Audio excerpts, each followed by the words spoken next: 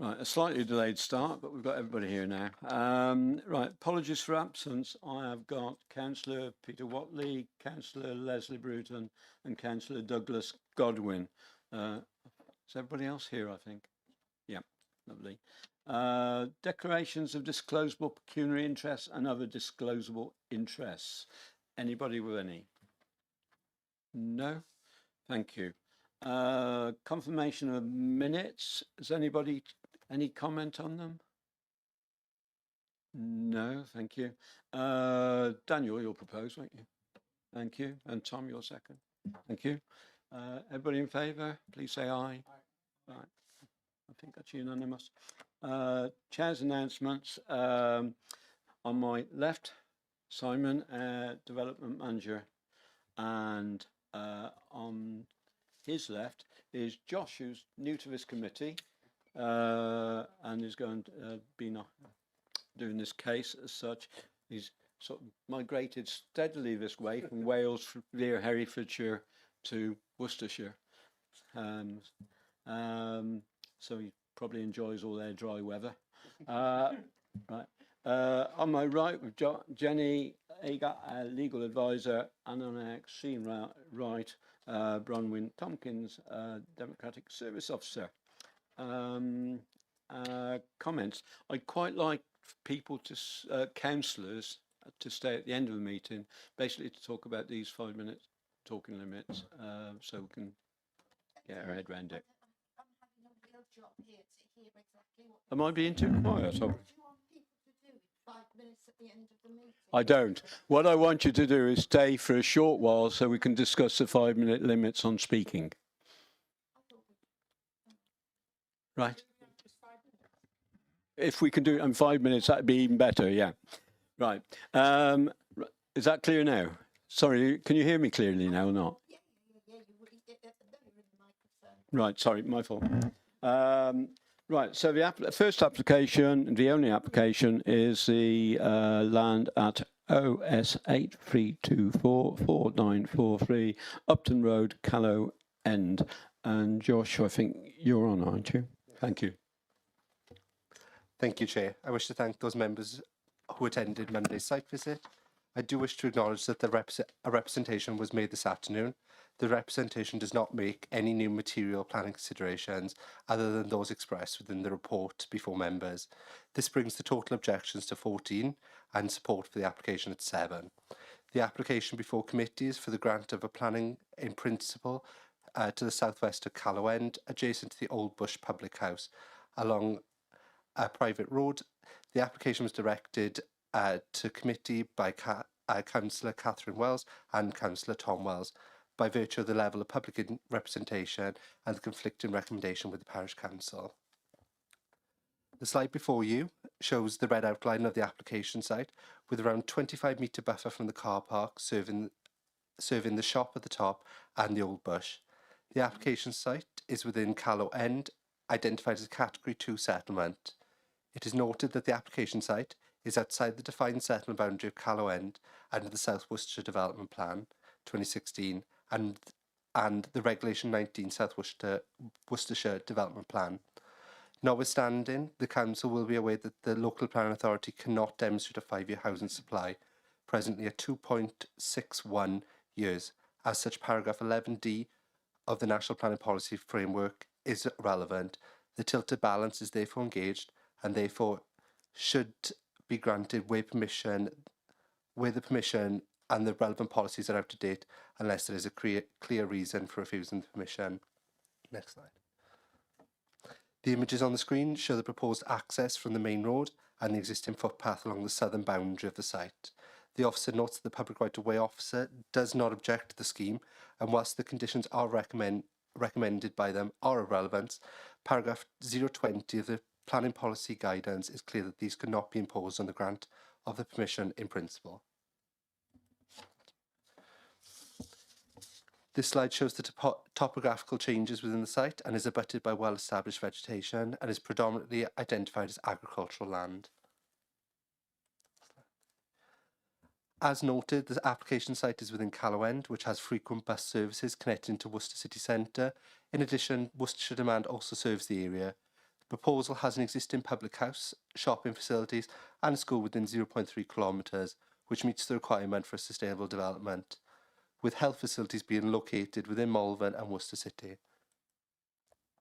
On the slide, you should see the adopted SWDP map for Callow and the proposed amendment. So the one with the red star is the Regulation 19 settlement boundary proposed. Yes. Next slide. So whereabouts is the planning site? It's the red star. Oh, The red star shows. So this one is the existing, and this is the review. Could I ask you a question, please? It's to do with the South Worcestershire Development Plan boundary. I've read, I might be wrong, that there were talk of changing the Callow development boundary. That's that one. This That- is the new one. So this is the existing. That's the Oh, new one. sorry. Sorry. I'm sorry. Don't worry. Not silent. I'm with you now. Thank you. Yeah, I know. I can picture it, yeah. Sorry, it's a bit faint, and we'll see what we can do about that one later. Next slide. Thank you. I would just draw members' attention to the plan in principle process, which is limited to 3 elements. These are location, land use, and the amount of development. In addition, I would draw members' attention to paragraph 11D, which states the development should be approved unless there is a clear reason for refusal and the harms must outweigh the benefits of the scheme. Thank you, Chair. Thank you, Josh. Right, unfortunately, parish council representation applications come in to make a representations came in too late, and I've no discretion. We've been through this before on a previous occasion. I've got no discretion on this, so the parish council representative will not be able to speak. We have an objector, Kate Ash. And you've got 3 minutes from the time you start. From the time I sit down. Thank you. Yeah. And it's on.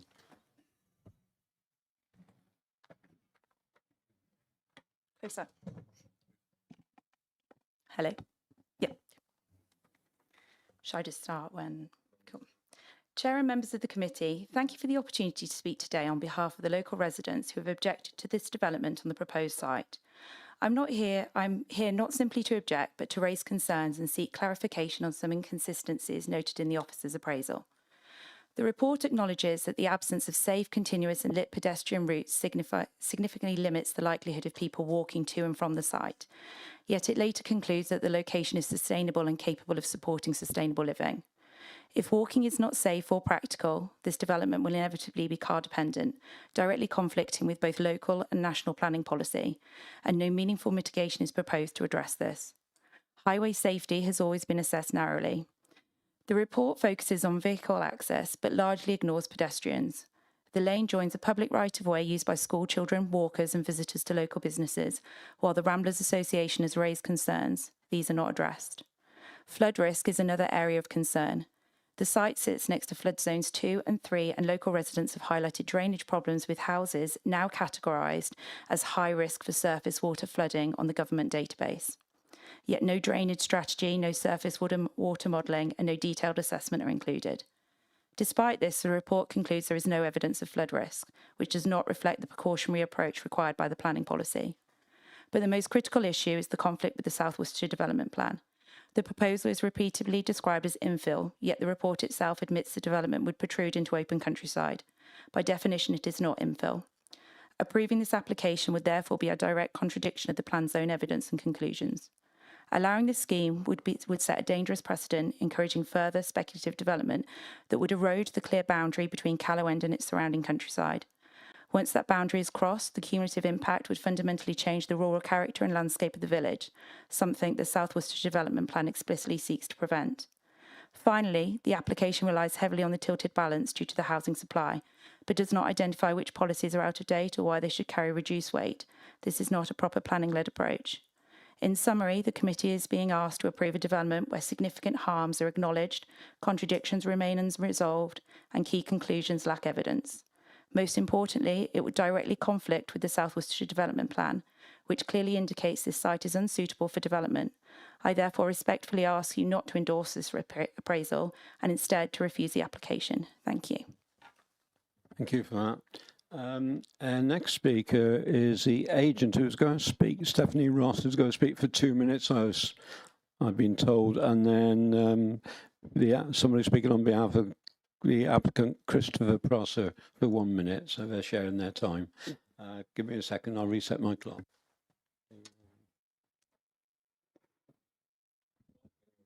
Thank you, Chair and members, for the opportunity to speak. Members will note the application is recommended for approval by your officer. We would like to respond to the objections raised by the Parish Council and local residents. Firstly, concerning highways. Prior to the submission of this application, a pre-application was undertaken with the Highways Authority. This concluded whilst the proposal would increase the use of the access and traffic, the level generated by 4 dwellings would be minimal, and this impact would not be severe when viewed against existing traffic flows. The proposed scale of development was chosen in response to Highways advice.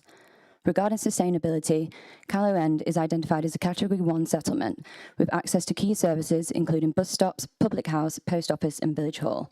The site is well connected to village facilities and closely related to the existing village envelope. Whilst the site is outside the development boundary, it sits directly adjacent to it, and conflict with SWDP2 of the local plan is minor. Furthermore, the council is currently unable to demonstrate a 5-year housing line supply. As such, the presumption in favour of sustainable development under paragraphs 11 to 14 of the NPPF carries significant weight in any decision made. In respect of the public right-of-way, this has been discussed with the planning officer and will be incorporated and addressed at the technical details stage to ensure a safe and suitable route is retained. This is a Stage 1 permission in principle application.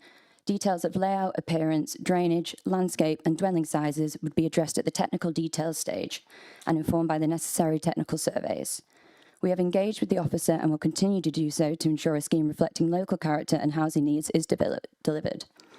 We note reference to biodiversity net gain being delivered on this parcel of land are incorrect, and this position has changed during the progression of a separate application. We therefore conclude the proposal represents a sustainable development supported by Highways advice and consistent with local and national policy. Therefore, in line with the planning officer's recommendation, we respectfully ask members to approve the application. Thank you. Thank you.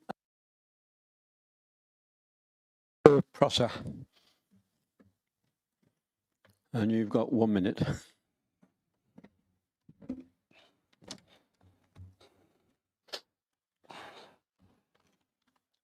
Good evening, Chair. My name is Christopher Prosser of Moorhouse Farm, Callow End. I'm born and bred in Callow End, and I'm pleased to support Mr. Ralph's planning application for the 4 new dwellings in Callow End. Mr. Ralph has owned Bush Farm now for the past 30 years and completed several successful developments there to a high standard which is in keeping with the village.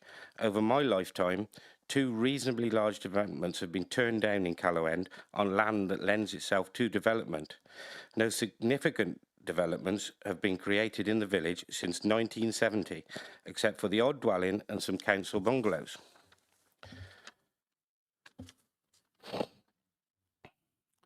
I also find it quite ironic that some of the objectors live in the properties that were constructed in the past 20 years, and some of the properties have been constructed by the Ralphs on their previous developments. Their lives might have been a lot different if all us locals had objected to Mr. Ralph's previous developments, which were well in keeping at Bush Farm. I believe the flood...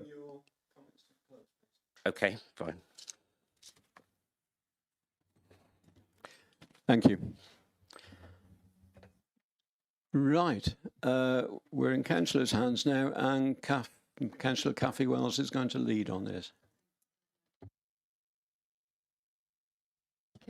Oh, sorry. Can it start when the mic goes on? Yeah. Okay. Is it on? Yeah. Brilliant. Okay. Yeah, so that's this evening all over, really. Yeah, thanks to our speakers and everyone who's commented on the application online. Thank you to Joshua for a detailed report. Everyone able to attend the site visit in a muddy field on Monday. And thank you to the officers here tonight.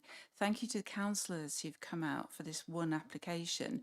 But I do think it's going to be worth your while. It's the sort of application that could have implications all over the place and certainly for your own patches. For a start, we're seeing more permission in principle applications than we used to, so it's important that we get our heads around them. They're a relatively inexpensive way of testing the waters before going on to giving more time and expense submitting detailed applications. They're even simpler than outline applications. But just like outlines, the decisions on them are crucial, because once you've made that decision, everything else follows from there. This particular PIP also asks a number of questions, the answers to which could set precedents that will be relevant in other wards, particularly rural wards. It's important, therefore, that this committee considers those questions. For instance, the location, as we've heard, is well outside the current settlement boundary. We've also heard it's even outside the revised boundary proposed by the SWDPR. Is that open countryside, where SWDP2 limits the type of development allowed? Or is it, as the report states, slightly detached from the main built-up area? It's something we need to think about. When deciding whether a location is suitable, and it's one of the three things you can decide with a PIP, if you're deciding whether a location is suitable for housing, is it the proximity to services for the main consideration? Or is it the actual location, where it is? It's a question of how far you think that tilted balance is tilting. The field in question borders the car park of a pub on one side and a stud farm on the other. Neither of these buildings is within either version of the settlement boundary, either themselves. I'm sure you can picture similar locations on your patches. They might even be fields like this one. Does that sort of location constitute an infill opportunity? In explaining the concept of that infill, the report states that the development would effectively draw Orchard Cottage into a linear offshoot of Callow End, thereby consolidating the settlement edge. Orchard Cottage is the stud farm, on a site inhabited apparently since the 1800s. Does it need drawing into the settlement, or are stud farms quite often rural? Do we need to consolidate that edge? The field itself is used as pasture land, grazed or harvested grass. Would we say that means its use is limited and therefore the field is relatively inactive? Or would we say it's a normal field in this area, used the same way as the fields around it are? SWDP4 requires that all new developments provide genuinely sustainable transport choices and ensure that the road safety is appropriately addressed. Once pedestrians from this site reach the designated footway on Upton Road, they're right by a bus stop, arguably a sustainable transport choice. On the other hand, to get to that bus stop, they've got to walk out of the field, through a busy car park, along 100 metres or so of private lane with no footpath. Is that appropriately addressing their safety? Would a development of 4 dwellings in another setting need a dedicated footway access? These are the sort of balances and judgment calls that the planning officer has had to make in order to reach this recommendation. I would be very interested to hear from other members how they see those balances and what judgments they might make. And I'd like the opportunity to come back once everyone who wants to has had a chance to comment, please. Thank you. Thank you, Kathleen. Right, let me reset this. Councillor Dunwells. It's a new world, isn't it? First of all, just to Kath and I, we were on our way here this evening when the car had a puncture at the Old Hills, which caused us some challenge. 20 to 6 tonight. So apologies that we were late. I mustn't talk about that anymore because I'm going to run out of time. You're very kind. Can we go over to the previous slide, which I found? Yeah, well, actually, that will do to start with. So it isn't really comparing like with like there, because the one on the left is a much bigger magnification than the one on the right, which is the whole of the village. But in essence, what's happened is the village settlement boundary has continued to exclude the site that we're talking about. Could we go to the one where you had done your pros and cons, which I've not seen before, which is really helpful. Okay, so I'm going to challenge some of these, Chair, if I could. And if officers feel they need to come back, maybe you'll take that out of my 5 minutes. So the benefits, substantial benefit of 4 houses to sort out our 2.61 year problem. I beg to disagree. If it were 100 houses, I would agree. So I don't think that's substantial benefit. Frankly, it's farcical. Employment during construction, well, of course, limited benefit, but that's the same with any planning application. Economic and social benefits are likely to arise from the occupation of new dwellings, support local services. Well, I don't think the pub's going to survive or die on the basis of these 4 dwellings. In fact, I think the pub will continue in because it's a very good pub. Harm, undermining spatial strategy, just limited harm, changing the field into an estate, certainly the bottom end of the field, only limited, really? I know the beauty is in the eye of the beholder, but I would contest that what we're talking about here is substantial and significant harm rather than limited harm. Those of you who were able to attend the site visit will have stood at the gate from the car park looking across. Of course, you couldn't see Orchard Cottage because it's round the bend, so there was no sense of connectivity between the two. And so it does feel to me as though we're extending and protruding significantly into open countryside because we can't even see what we're trying to join. And the idea of that being infill, again, I'm struggling with that. So the connectivity, the limited harm of pedestrian footway, we would usually expect to see a pedestrian footway provided in a development of this nature. Instead, whoever is going to walk up and down there from these dwellings will have to take their chance with vehicles coming and going up and down the lane. Landscape impact, limited harm, really. So, all in all, it's not in the previous local plan. It's not in the emerging local plan. Therefore, we reference this against the National Planning Policy Framework paragraphs which have been referred to this evening. And we are guided by the phrase, the paragraph that talks about sustainable development unless there's significant demonstrable harm. That's how I'm assessing this application primarily this evening. I would contend that this is, without any shadow of a doubt, significant and demonstrable harm. I wait to see what other people have to say, and of course I'm able to change my mind if people make the case.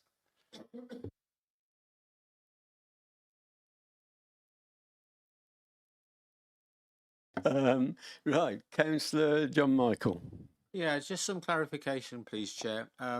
One of the guest speakers referred to flood risk 2, I think, or 3, and it's this site is in flood risk category 1, I believe. And also, it was mentioned it was a category 1 village. It is not, is it? It's a category 2 village. In the previous plan, it's a 2. Yeah. Okay. I just wanted to make sure we were correct in the descriptions. Okay. Thank you. Right. Do we have a defined answer on that, when it's 1 or 2? Through you, Chair. Apologies. So, yes, it is in flood zone 1. It is allocated in the SWDP 2016 as a category 2. Remember, there is limited weight attached to the regulation 19, which you do need to be aware of, hence why it's also up there. Thank you. Have you finished, John? Yes. Yeah, thank you. Anybody? Right. Councillor Paul Cummings. In looking at this, be considering the recent appeal in Little Whitley, which was passed for one house, quite simply because we had a deficit in housing. The other rules had some weight, but I think they were limited. Well, they weren't limited. You couldn't tell that, but they were, because I really can't see how one dwelling is going to make much difference to the economic support, everything else. But the inspector did, so I have no idea why. I still can't understand it. But I have the problem with this application that 4 houses a bit more, so possibly you could build an argument on that one. But the fact remains, in Little Whitley, he agreed that it was against the SWDP, but he said he's still going to grant it because of the housing deficit. So I really think we're what language I use. We're going very much against the wind. if we turn this down, because it's already been made in a not much different site, that they'll grant it if it goes to appeal. Councillor Pam Cummings. Yeah, well, there's a second ward councillor for Baldwin Ward. Unlike what Kathy says, that we might need to know about a permission in principle, we've actually had quite a few applications as permission in principle.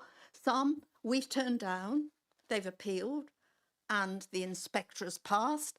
Paul has mentioned, I brought the copy with me of the appeal decision, which was just before Christmas this year, of a single house in Little Whitley outside the development boundary, an incursion into the countryside, and the planning officer, the inspector, C. Billings, said all of this was of, well, these weren't his words, they're my interpretation, no importance at all.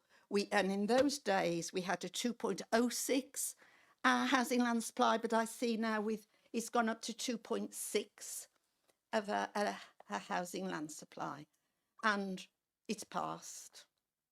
That's all I can say. So I'm looking at this one. I probably agree with everything that's said about this location, but I'm minded of the fact that if it goes to appeal, it just depends which inspector you have, but I would be mighty surprised if they turned it down. Sorry. Councillor David Harrison, did I see you?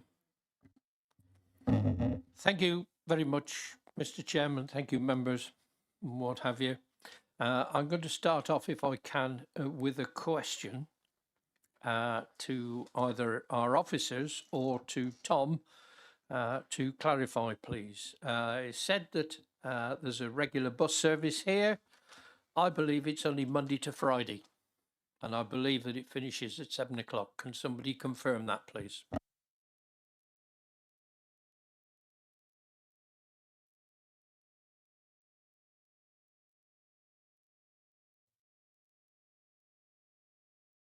I can, through you, Chair, I can confirm that it is only Monday to Friday. And the finishing time on a Friday?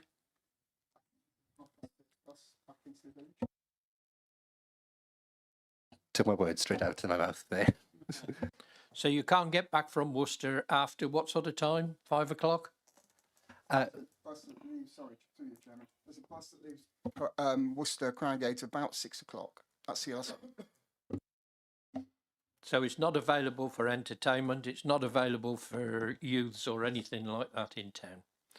I would like to draw your attention to the planning appeal that came in yesterday to do with a PIP, and it quite clearly said there that it's not sustainable.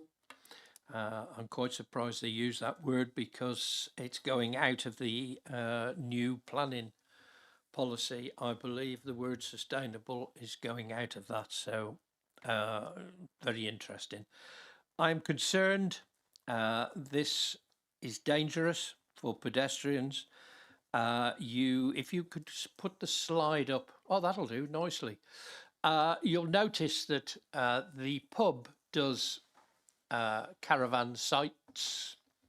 It has a notice up for caravans on a regular basis. It also does some other functions up there where you've got like quite a lot of caravans there, both on the fields around and what have you, on the field in question, and also up the top by where the shop is. I'm very worried about this because the more vehicles you get up there, the more chance you've got of accidents. It's a private road. Please, I must stress that it's not a public road, it's a private road. I don't know whether this applicant will help maintain it. I know it's maintained at present by one of the residents up there. And what have you. I'd be interested in that. I am very, very concerned about this going forward. particularly when the inspectors have just released one yesterday saying no.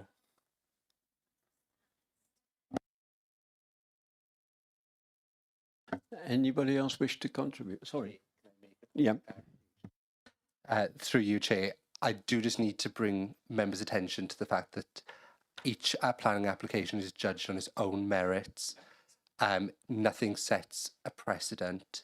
Sorry, just through you, Chair. Thank you for that. Councillor Barbara Williams. Yeah, Chairman. In comparison, actually, to that appeal at Lysinton, the inspector was talking about a public road, not a private road. Is that correct? I don't have the, through you, Chair, apologies. I don't have the appeal in front of me. However, the Lysinton application is quite a different application. It has its own merits, it has its own harms. They need to be assessed. What we're looking at here is a planning application next to a pub. Yes, it's a private road. The road meets the highway standards.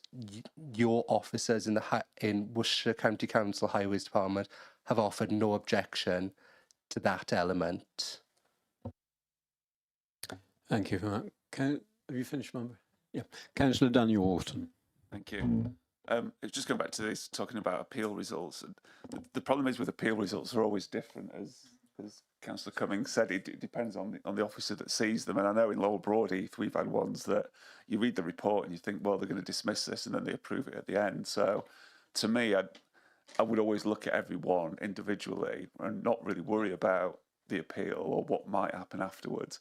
It's what's right for the village and what's right for residents. So, to my mind, whenever I brought anything to planning committee, it's always been based on that individual planning application and whether obviously it's going to be right going forward. And that's kind of my point really. Just I think in regards to when we're thinking about this, we shouldn't be concerned about what might happen afterwards, because that's for somebody else to decide. Clearly, if it goes that way, it's for us to decide at committee what we think. And I think it's important what Kathy said about not setting a precedent. But obviously, if we're going to go down one road and with a particular application, it could be useful to follow that same road with future applications as well. Thank you, Councillor Walton. Councillor Andrew Wilmot, I'll come back to you in a second, Barbara. Thank you, Chair. I'd just like to say that I generally agree with most of the things that have been said. And at the site meeting, I expressed my general concern with what I called stretch. And what I mean by that is the interpretation of law being stretched, by being extended. I mean, for example, this site is proposed to be into open countryside. In fact, it's in open countryside. It's outside the planning boundary. There is green field between it and the boundary. It seemed to me, especially on the site visit, it's very much in open countryside. And various councillors at the site meeting made the point, well, if there was another cottage just a bit further on from the stud farm, could we consider that? Where do we draw the line? I think it invites problems when we stretch interpretation. And the same goes for sustainability. This will be a commuter build. These will be commuters with cars going in and out of what is now an unmade, unadopted track without pavements. Again, I think it's a stretch to the definition under the tilted balance of sustainability. So my concern is that we're looking at a push in the boundary of interpretation, and that concerns me. Thank you, Chair. Thank you. Councillor Barbara Williams. Yeah, actually, Councillor Wilmot's pretty well said what I was going to say. As I said, no. As I said on site yesterday, I know it probably sounds like the old Queen, but it is down to interpretation, and I believe that she said that. But I would be interested. Can you put the plan up, which is supposedly infill, just to show the the distance. Yeah, that's right. So I can't get my head around the fact that that is supposed to be infill because the pub is still quite some distance away from the site, and the other dwelling on the left-hand side is a farmhouse. Those other structures, I believe, are sheds. That they're not dwellings, are they? So it's not an estate, is it? So it's just one, yeah. So it's just one house on the left. Yeah. Okay. Thank you. Councillor John Michael, you. Yeah, I understand what Andrew said, and I had concerns about how you can describe this as infill. I'd like to know, perhaps the officer can answer me this: that if it wasn't described as infill, would that matter at all to the PIP? So with regard to that, we are looking at a category 2 settlement. So, you know, extending that line across could potentially be acceptable. Obviously, it's dependent on the location. We're at a stage where we don't have a 5-year land supply, and we're dealing with smaller sites. So with regard to that, we need to assess the sustainability of it.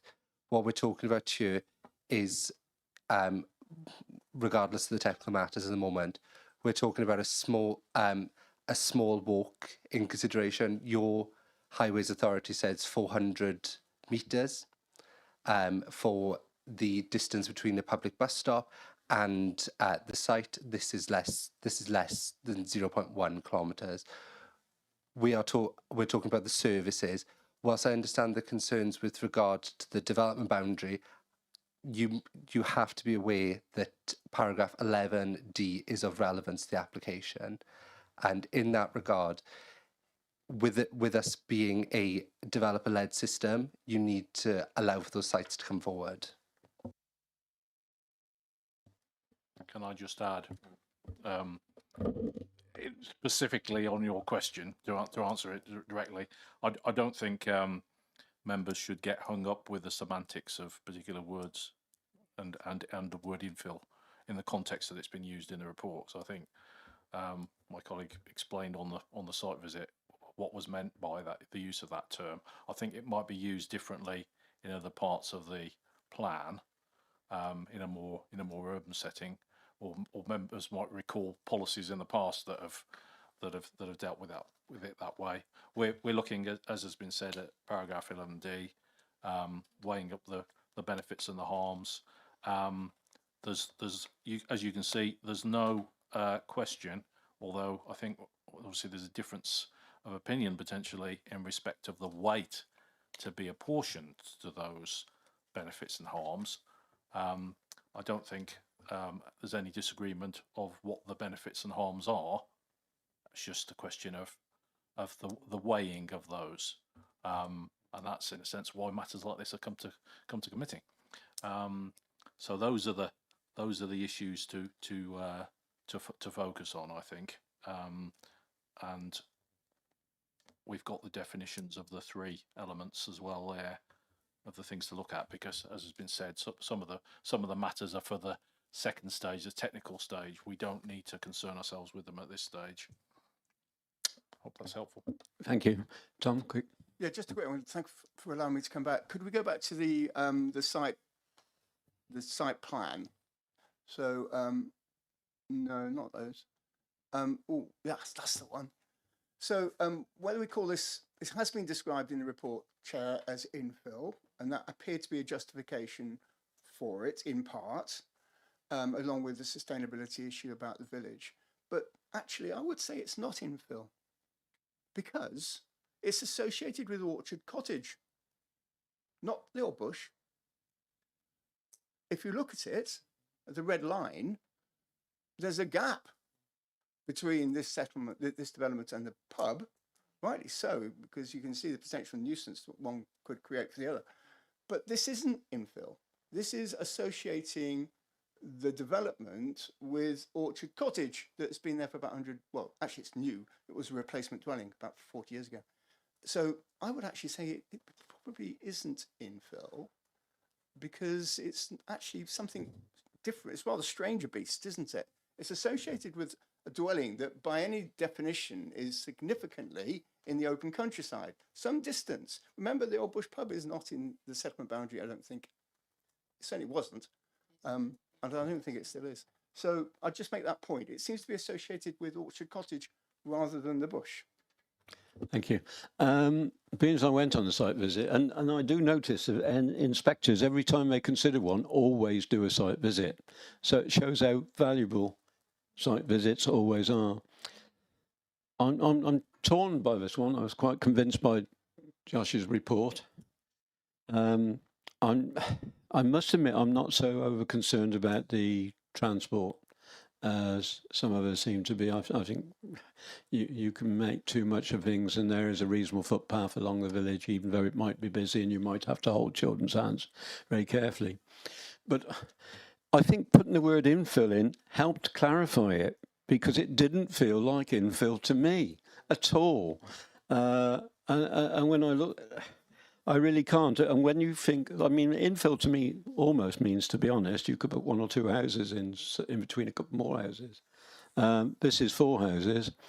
I think it's considered, and we're talking about, Tom quoted the national planning policy as it is now, and I think it is substantial. I mean, all these harms are going in different ways anyway with the new planning things, but as far as I'm concerned, it is very harmful.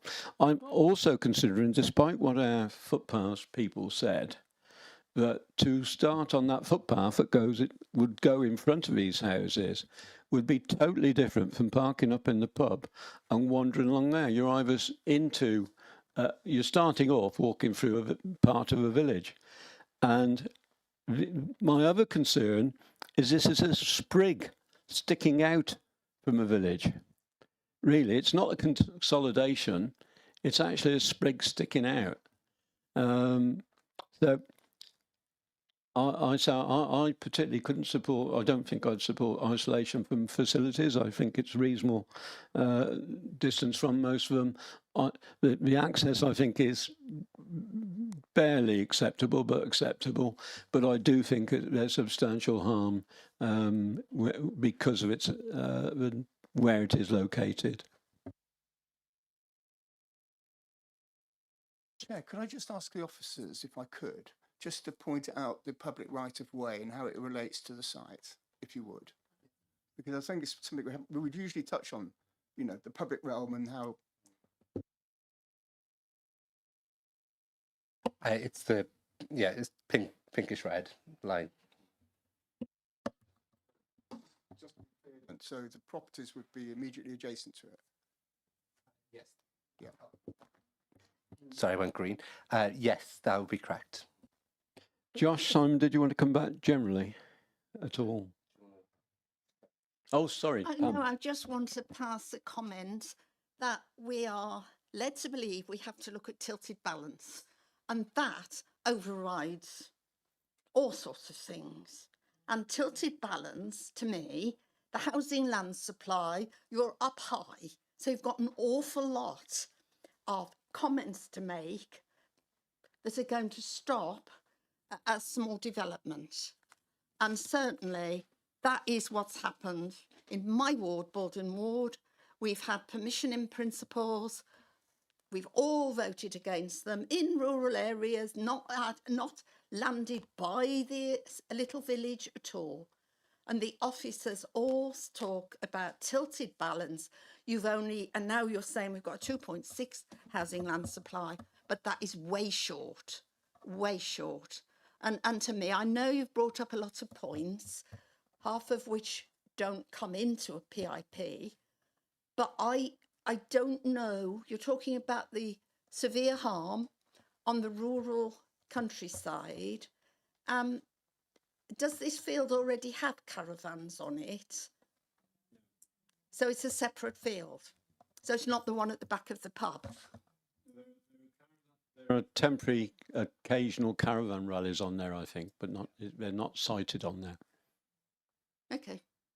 Anyway, I just think the tilted balance, we've only got 2.6 housing land supply, and I realise you love this countryside as I do as well, but I've got to think about. Right. Josh, had you any more to add? Any Chairman, could I clarification? just make, I would hate people to go away with the wrong information. The reference was made to caravans.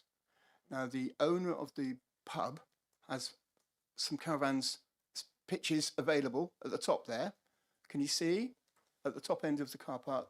Just so people are really clear about this. And those are frequented quite a lot throughout the year. There's about half a dozen or so pitches from memory. The field we're talking about here, Chairman, is used in association with the Old Blues Festival, a weekend festival, where the pub is very keen to try to billet out as many caravans on as many fields and playing fields as they possibly can. It's a very, very popular event. That's when this field would be used, not routinely.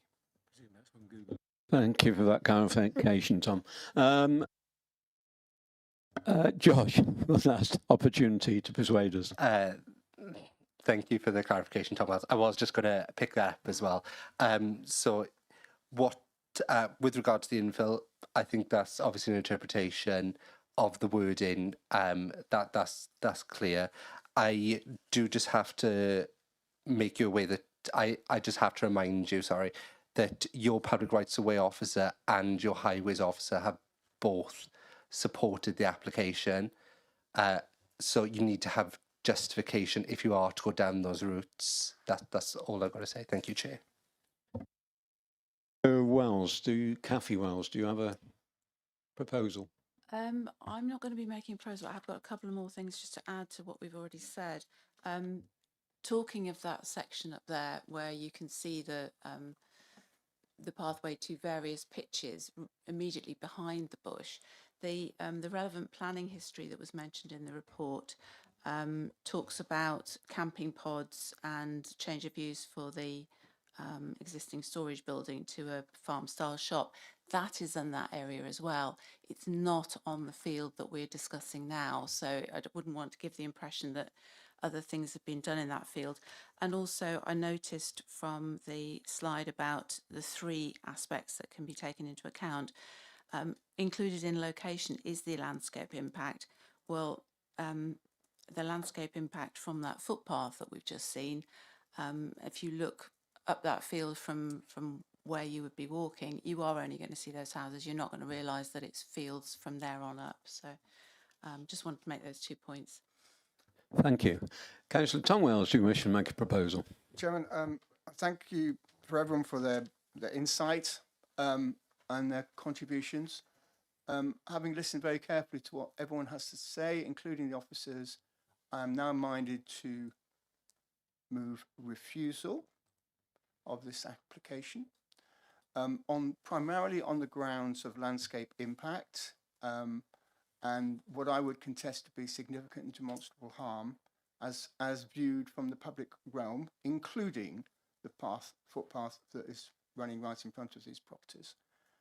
I would put limited weight to the lack of 5-year housing supply. For this would produce a tiny contribution towards resolving that tension. And I accept that there are some opportunities for employment in association with construction phase. I accept that too. But taken as a whole, I believe the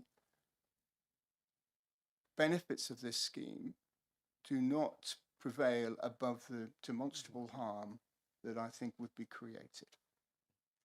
I wonder if the officers might be able to help me with some words there, encapsulate what I've just said.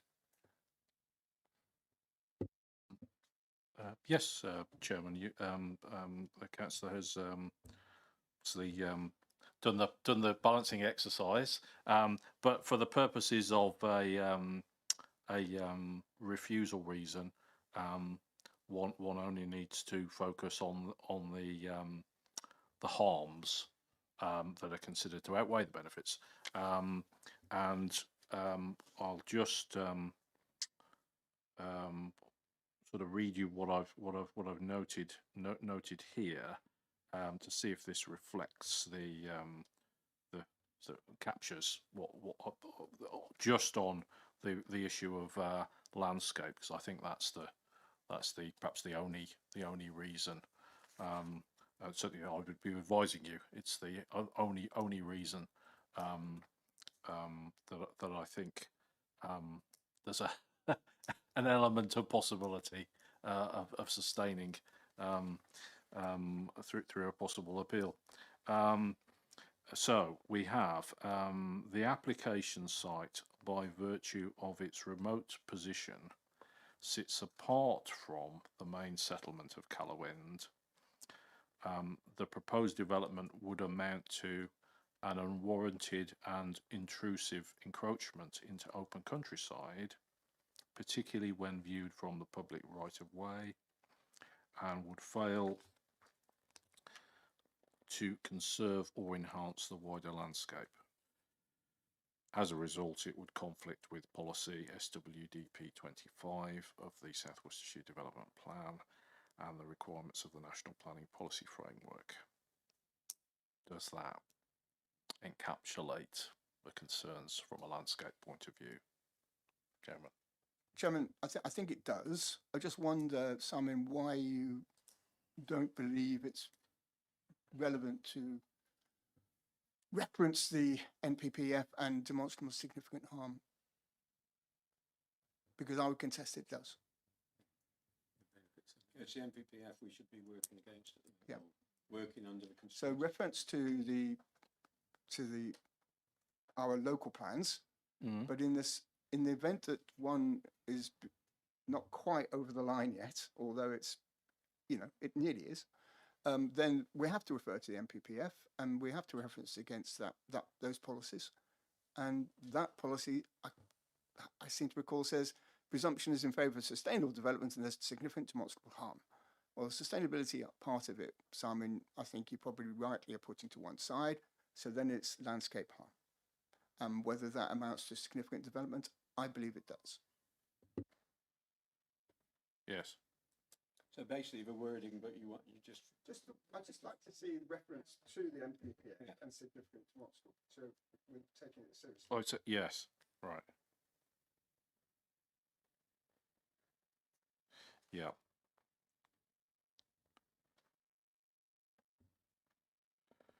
So yes, at the end of that sentence we've got fail to conserve or enhance the wider landscape and result in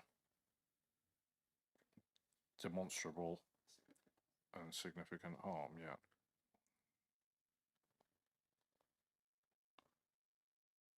Yeah.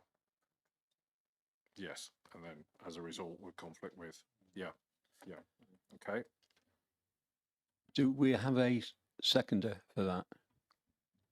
We do. I'm happy to second it as it's been outlined by Simon there.